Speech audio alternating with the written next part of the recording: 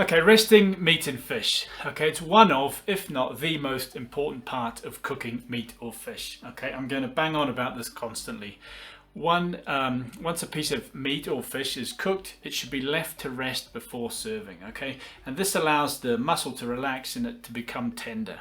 The juices kind of flow through the muscle and make it a much nicer eating experience. Remove the piece of meat or fish from the heat and just leave it to sit somewhere warm with a piece of foil or something over it if necessary.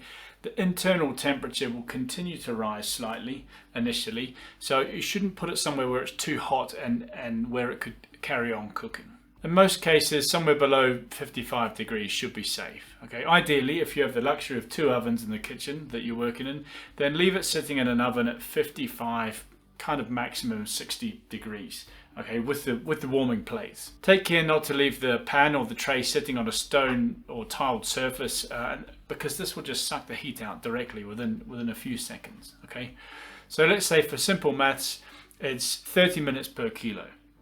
So on average, a steak or a fillet of fish needs about 5 to 10 minutes, while a whole roasted chicken or fillet of beef will take around half an hour, even up to an hour to rest properly.